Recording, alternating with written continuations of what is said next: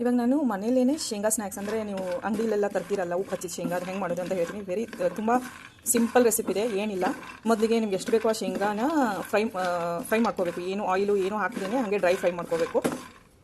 ಅಂದರೆ ನಿಮ್ಗೆ ಫ್ರೈ ಆಗಬೇಕಾದ್ರೆ ಅದು ಚಟ್ಪಟ್ ಅಂತ ಸೌಂಡು ಬರುತ್ತೆ ಮತ್ತು ಸ್ಮೆಲ್ಲು ಬರುತ್ತೆ. ಆವಾಗ ನೀವು ಏನು ಮಾಡಬೇಕು ಅಂದರೆ ಅದಕ್ಕೆ ಸ್ವಲ್ಪನೇ ಅಂದರೆ 1 ಚಮಚ ಅಷ್ಟು ಸಾಲ್ಟ್ ತೊಗೊಂಡು ನೀರಲ್ಲಿ ಮಿಕ್ಸ್ ಮಾಡಿಬಿಟ್ಟು ಅದಾದಮೇಲೆ ಇದಕ್ಕೆ ಹಾಕಿಬಿಟ್ಟು ಇದನ್ನು ಮತ್ತೆ ಹಾಗೆ ರೋಸ್ಟ್ ಮಾಡೋದು ಟಿಲ್ ಅದು ಡ್ರೈ ಆಗಬೇಕು. ಅಲ್ಲಿವರೆಗೂ ಏನು ಮಾಡಬೇಕು ಅಂದರೆ ಮಾಡೋದು ಅಷ್ಟು ಮಾಡಿಬಿಟ್ರೆ ನಿಮಗೆ ಅವಾಗವಾಗ ಚಾ ಜೊತೆಗೆ ತಿನ್ನೋಕೆ ಮತ್ತು ಶೇಂಗಾ ಇಷ್ಟ ಆಗದೆ ಇರೋರ್ಗು ತಿನ್ನೋಕೆ ಒಂಥರ ಸಾಲ್ಟೆಡ್ ಅಪ್ಲೈಡ್ ಶೇಂಗಾ ಸಿಗುತ್ತೆ. ಸೊ ಈ ಥರ ಮಾಡಿದರೆ ಮಕ್ಕಳು ಶೇಂಗಾ ಇಷ್ಟಪಡದೆ ಇದ್ರೂ ತಿಂತಾರೆ. ನನಗೂ ಶೇಂಗಾ ಇಷ್ಟ ಆಗಲ್ಲ, ಬಟ್ ನಾನು ಶೇಂಗಾ ತಿನ್ನಬೇಕು ಅಂತ ಈ ಥರ ಸಾಲ್ಟಲ್ಲಿ ಶೇಂಗಾ ಫ್ರೈ ಮಾಡಿಬಿಟ್ಟು ಅವಾಗವಾಗ ತಿಂತಿರ್ತೀನಿ. ಇದು ಹೆಲ್ತಿಗೆ ತುಂಬ ಒಳ್ಳೆಯದು. ನಾನು ಹೇಳ್ತಿದ್ದಲ್ಲ, 1 ಚಮಚ ಸಾಲ್ಟ್ ಹಾಕ್ಕೊಳ್ಳಿ ಒಂದು ಲೋಟಕ್ಕೆ. ಅದಕ್ಕೆ ನೀರು ಹಾಕ್ಕೊಳ್ಳಿ ಸ್ವಲ್ಪ, ಅಂದರೆ ಅದು ತುಂಬ ಉಪ್ಪೆಲ್ಲ ಅದರಲ್ಲಿ ಕರಗಬೇಕು. ಆ ಥರ ಸ್ವಲ್ಪ ನೀರು ಹಾಕ್ಕೊಳ್ಳಿ. ತುಂಬಾ ಹಾಕೋಬೇಡಿ, ನಾರ್ಮಲಾಗಿ ಕನ್ಸಿಸ್ಟೆಂಟ್ ಮೇಂಟೈನ್ ಮಾಡಿ. ಸ್ಪೂನಿಂದ ಸ್ಟೀರ್ ಮಾಡಿ ಅದು ಫುಲ್ಲು ಕರಗೋ ಆ ಥರ ಮಾಡಿ. ಇವಾಗ ನೋಡಿ ಕರಗಿದೆ.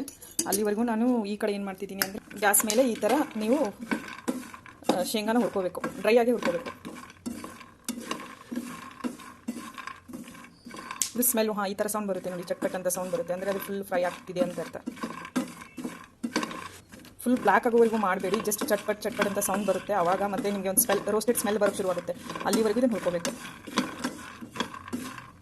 ಇವಾಗ ನೋಡಿ ಇದು ಚೆನ್ನಾಗಿ ಫ್ರೈ ಆಗಿದೆ, ಅಂದರೆ ಸ್ಮೆಲ್ ಬರ್ತಿದೆ. ಇವಾಗ ಏನು ಮಾಡಬೇಕು ಅಂದರೆ ನೀವು ಆವಾಗಲೇ ಮಾಡಿಟ್ಕೊಂಡಿದ್ರಲ್ಲ ಸಾಲ್ಟ್ ವಾಟರು, ಇದನ್ನು ಇದಕ್ಕೆ ಹಾಕ್ತಾನೆ ಹಾಗೆ ರೋಸ್ಟ್ ಮಾಡ್ತಾ ಹೋಗಬೇಕು. ಎಲ್ಲಿವರೆಗೂ ಅಂದರೆ ಈ ಥರ ಸೌಂಡ್ ಬರುತ್ತೆ.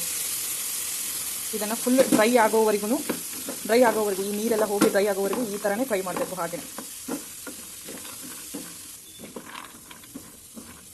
ರೋಸ್ಟ್ ಮಾಡ್ತಾ ಇರಿ. ಅದು ಆಟೋಮೆಟಿಕ್ಕಾಗಿ ತಾನೇ ಆಪರೇಷನ್ ಆಗಿಬಿಟ್ಟು ಸಾಲ್ಟು ಕೋಟಿಂಗ್ ಆಗಿಬಿಟ್ಟು ಅದು ಡ್ರೈ ಆಗೋಕ್ಕೆ ಶುರುವಾಗುತ್ತೆ. ಆಮೇಲೆ ನೀವು ಆಫ್ ಮಾಡಿ ಸ್ವಲ್ಪ ಆರೋಗ್ಬಿಟ್ಟು ಆಮೇಲೆ ತಿನ್ಬೋದು. ಇವಾಗ ನೋಡಿ ನೀರೆಲ್ಲ ಹೋಗಿಬಿಟ್ಟು ಡ್ರೈ ಆಗಿದೆ. ಇವಾಗ ನೀವೇನು ಮಾಡ್ಬೋದು ಅಂದರೆ ಸ್ಟೋವ್ ಆಫ್ ಮಾಡಿ, ಬಟ್ ಇಮಿಡಿಯೇಟ್ ತಿನ್ನೋಕೆ ಹೋಗಬೇಡಿ. ಸ್ವಲ್ಪ ವೆಟ್ನೆಸ್ ಫೀಲ್ ಆಗುತ್ತೆ ಬಾಯಲ್ಲಿ. ಅಂದರೆ ನೀರಿನ ಅಂಶ ಹೋಗೋವರೆಗೂ ಅಂದರೆ ಸ್ವಲ್ಪ ಹೊತ್ತು, ಒಂದು 10 to 15 ಮಿನಿಟ್ಸ್ ತುಂಬ ಕೂಲ್ ಆಗೋವರೆಗೂ. ಇವಾಗ ನಾನು ಸ್ಟೋವ್ ಆಫ್ ಮಾಡಿಬಿಟ್ಟು ಒಂದು 10 to 20 ಮಿನಿಟ್ಸ್ ಏನು ಮಾಡ್ತೀನಿ ಅಂದರೆ ಹೀಗೆ ಆರಕ್ಕೆ ಬಿಟ್ಬಿಡ್ತೀನಿ ಇದನ್ನು. ಆವಾಗ ಫುಲ್ ಡ್ರೈ ಆಗುತ್ತೆ.